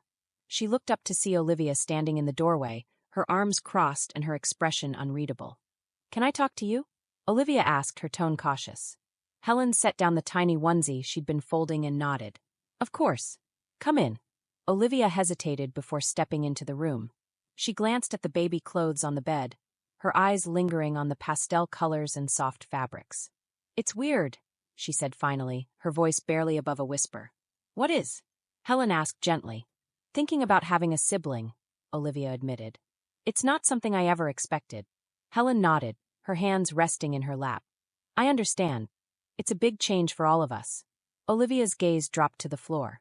"I don't know how I'm supposed to feel about it. Part of me is excited, but the other part is just angry." Helen's chest tightened, but she forced herself to stay calm. "It's okay to feel both," she said. "You don't have to choose one over the other. And you don't have to have it all figured out right now." Olivia looked up at her, her eyes filled with uncertainty. Do you think we'll ever be normal again?" Helen's heart ached at the vulnerability in her voice. "I don't know if we'll ever be the same as we were," she said honestly. "But I do believe we can find a new kind of normal. One that works for all of us." Olivia nodded slowly, her arms dropping to her sides. "I want to try," she said softly. "But it's hard." "I know," Helen said, her voice thick with emotion. "And I'm here whenever you're ready, no matter how long it takes." For the first time in months, Olivia stepped closer and hesitated before giving Helen a quick, tentative hug. It was brief, but it spoke volumes. Helen held her breath, afraid to move, and when Olivia pulled away, there was a small, hesitant smile on her face. "Thanks," Olivia said quietly before leaving the room. Helen sat there for a long moment, her hands trembling as she processed what had just happened. It was a small step, but it was enough to fill her with a cautious hope. As the weeks passed, the atmosphere in the house continued to shift. Olivia began spending more time with Helen, asking questions about the baby, and even helping her set up the nursery. The conversations were still tentative, but the progress was undeniable. One evening, as they sat together folding baby clothes, Olivia looked at Helen and asked, "Do you think the baby will know what happened?" "About everything." Helen paused, the question catching her off guard. "Not unless we choose to tell them," she said carefully. "But what they will know is that they're loved. By all of us." Olivia nodded, her brow furrowed in thought. "I guess that's what matters." "It is," Helen said, her voice soft. "And no matter what, you'll always be a big part of their life. You're their sister, and that's something no one can take away." The words seemed to resonate with Olivia, and for the first time in a long time, Helen saw a flicker of peace in her expression. The baby's arrival brought a new kind of chaos to their lives. Sleepless nights and endless feedings became the norm, but amidst the exhaustion, there was a sense of unity that hadn't existed before. Olivia doted on her new sibling, her walls slowly but surely coming down. Mark and Helen worked together as a team, navigating the challenges of parenthood while continuing to rebuild their relationship with Olivia.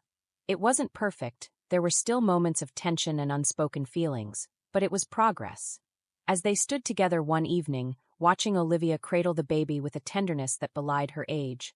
Helen felt a swell of emotion. It wasn't the life she had envisioned, and it certainly wasn't without its challenges, but it was theirs. And for the first time in a long time, she allowed herself to believe that they could truly move forward together. The following months unfolded with a rhythm both chaotic and oddly comforting. The baby, named Emily, quickly became the center of their world. Her laughter filled the house, her cries disrupted the quiet nights, and her mere presence seemed to bind the fractured pieces of their family in unexpected ways. Olivia embraced her role as a big sister, throwing herself into it with a level of care and enthusiasm that surprised everyone. She spent hours reading to Emily, helping with feedings, and even volunteering to babysit so Helen and Mark could have some much-needed alone time.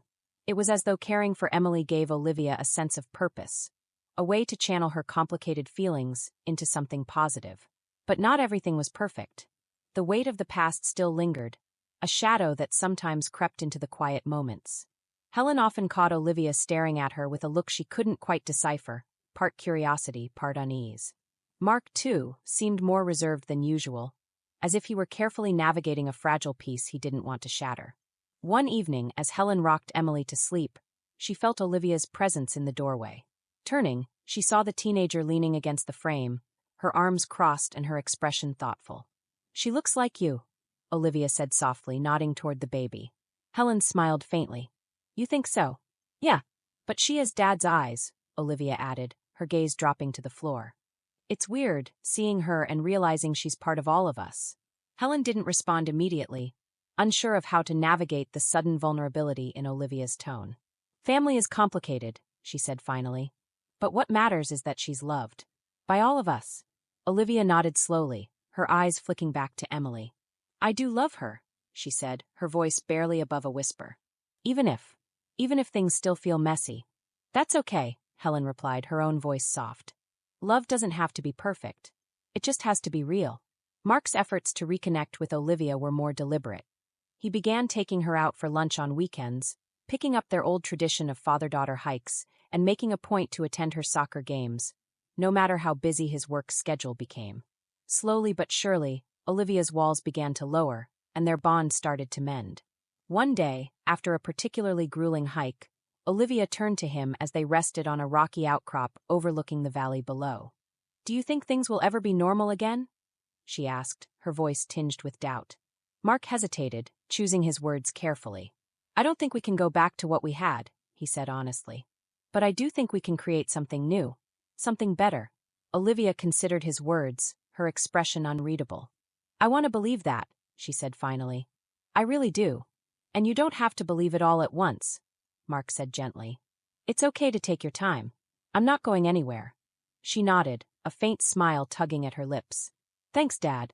As Emily's first birthday approached, Helen decided to throw a small celebration, a chance to bring everyone together and mark a year of progress and growth. She spent days preparing, baking a cake, and decorating the house with balloons and streamers. Mark helped where he could, and Olivia took charge of planning games for the handful of neighborhood kids who would be attending. The party was a success. Emily's face lit up with joy as she dug into her cake, her tiny hands covered in frosting. Olivia laughed as she snapped pictures, her camera capturing the moments Helen had once feared they might never have. Later that evening, after the guests had gone and the house had fallen quiet, Helen and Mark sat on the porch, watching the sunset. Olivia had taken Emily upstairs to bed, her soft singing drifting faintly down the hallway. "She's happy," Mark said, breaking the comfortable silence. Helen nodded, her gaze fixed on the horizon. "They both are." "And you?" he asked, turning to look at her. She hesitated, then met his eyes. "I'm getting there." He reached for her hand, his touch warm and steady. "We'll get there together." For the first time in a long time, Helen felt a sense of peace. The road ahead was still uncertain, but as she listened to Olivia's voice mingling with Emily's soft coos, she knew they had already come so far. And for now, that was enough. The hours passed in a haze of strained tension and half-conversations. The storm outside mirrored the brewing storm within the household, thunder rolling in the distance as flashes of lightning illuminated the drawn faces of the family. Amelia's emotions churned as she replayed every whispered confession, every unguarded glance, every decision that had led to this moment. She sat at the edge of her bed, the crumpled edges of a letter in her hands, the last thread tying her to the illusion of control. The words scrawled across the page blurred as her tears spilled over, her body trembling with the weight of guilt and fear. "Mom!" A hesitant voice called from the doorway. She looked up sharply, her heart seizing as she met Jason's eyes. His expression was a tumult of concern and unspoken emotion. He stepped into the room, closing the door behind him with a quiet click. "We can't keep doing this," Jason said, his voice thick with frustration and longing. "It's tearing us apart." Amelia's lips parted, but the words wouldn't come. How could she explain the confusion in her heart, the longing that had blossomed when it shouldn't have, and the choices she had made that now threatened to undo everything? "You don't understand," she whispered, her voice barely audible over the storm outside. "Then help me understand," Jason pleaded, his hands clenched at his sides. "Every time I look at you, I feel like I'm drowning in everything we can't say." His words struck her like a physical blow. She stood abruptly, turning away from him to face the rain-streaked window. "It's not just you, Jason. It's everything, your father, this house, my mistakes." "You think I don't know that?" Jason countered, stepping closer. "I see it in every room, every silence at the dinner table." "But you," he faltered, his voice breaking. "You're the one thing that's felt real to me." Amelia pressed her hand to the glass, her breath fogging the cold surface. "Jason, this can't happen. You know that as well as I do." And yet it did. His voice was quiet now, resigned. "So what do we do?" The question hung in the air like the heavy scent of rain, and for a moment, neither of them moved. The storm outside seemed to echo their turmoil, the wind howling like a lament for the things they could never say aloud. Finally, Amelia turned to face him, her tear-streaked face a mixture of resolve and heartbreak. "We find a way to live with our choices," she said, her voice trembling. "And we don't let them define us." Jason's jaw tightened, his eyes searching hers for something he couldn't name. "I don't know if I can do that." "You have to," she replied, her voice breaking. "Because if you don't, we'll lose everything." The pain in his eyes was almost unbearable, but Amelia held her ground. Jason took a step back, his shoulders sagging as the weight of her words settled over him. He nodded slowly, his throat working as he swallowed the bitter truth. "I'll try," he said finally, his voice barely above a whisper. "But it's not just up to me." Amelia nodded, the tears spilling over again as she watched him leave the room. The sound of his footsteps faded into the distance, leaving her alone with her thoughts and the storm. For now, the secret was safe, but the scars it left behind would be harder to heal. The days that followed were a blur of strained politeness and avoidance. Amelia busied herself with tasks around the house, hoping to fill the silence that pressed in from all sides. Jason kept his distance, retreating to his room or finding reasons to be out of the house. Both of them moved like ghosts through the halls, their connection fractured but not entirely severed. Dinner that evening was no different. The sound of silverware against plates was the only noise in the room. Michael, oblivious to the tension between his wife and son, filled the silence with anecdotes about work and plans for an upcoming family trip. "I was thinking we could rent a cabin by the lake," Michael said, looking between the two of them. "It'll be good for us to get away for a while." "What do you think?" Amelia forced a smile, nodding. "That sounds nice." Jason, his eyes fixed on his plate, muttered, "Sure." Michael raised an eyebrow but didn't push. "Great. I'll make the arrangements." Amelia's hands trembled as she reached for her water glass, her gaze darting to Jason. He didn't look up, but she could feel the weight of his presence like a physical force. She excused herself as soon as the meal was over, retreating to the sanctuary of her room. She barely had time to collect her thoughts before there was a knock at the door. Jason stood in the doorway, his expression unreadable. He stepped inside without waiting for permission, closing the door softly behind him. "This isn't going to work," he said, his voice low but firm. Amelia's heart raced as she turned to face him. "What are you talking about?" "This," he said, gesturing between them. "Pretending like nothing happened. Acting like it's all fine when it's not." Her throat tightened. "Jason, we don't have a choice. We can't let this ruin everything." "It already has," he said, his voice breaking. "You think I don't see the way you avoid me?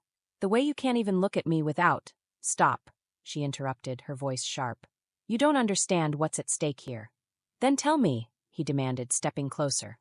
"Because all I know is that I can't keep doing this. I can't keep pretending like I don't feel anything when I—" "Enough!" Amelia's voice cracked, and she took a step back, her hand covering her mouth. Tears filled her eyes as she looked at him, her composure crumbling under the weight of his words. "This has to end, Jason. Whatever this is, it has to stop. Jason froze, his chest rising and falling with shallow breaths. Do you really believe that? He asked, his voice soft but laced with pain. That we can just go back to how things were? Her silence was answer enough. Jason turned away, running a hand through his hair. Fine, he said finally. If that's what you want. Amelia's heart shattered as she watched him leave. The door clicked shut behind him, and she sank onto the edge of the bed, burying her face in her hands. She had thought she could control this, keep it contained. But now, as the storm outside began to wane, she realized the real storm was only just beginning. The days turned into weeks, and the tension in the house remained a constant undercurrent. Michael, blissfully unaware of the fracture beneath the surface, continued planning their trip to the lake with enthusiasm. Amelia and Jason kept their interactions brief, careful not to let their emotions slip. Every glance exchanged between them felt like a spark threatening to ignite an already smoldering fire. The morning of the trip dawned bright and cool. Michael was loading the car with bags and supplies, his upbeat whistling cutting through the quiet of the driveway. Jason was already in the back seat, headphones on, staring out the window as if willing the trip to end before it began.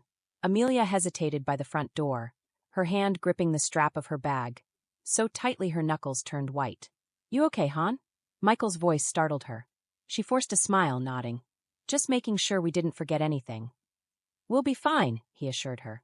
Come on, let's get going. The lake is waiting. The drive was long but uneventful, Michael chatting animatedly about the activities they could do, hiking, fishing, paddleboarding. Amelia responded with quiet hums of agreement, her mind elsewhere. Jason remained silent, his gaze fixed firmly on the passing scenery. When they arrived, the cabin was picturesque, nestled among towering pines with a stunning view of the lake. The air was fresh and cool, the water shimmering under the afternoon sun. Michael immediately set to work unpacking, while Amelia wandered to the dock, her thoughts swirling like the ripples on the lake's surface.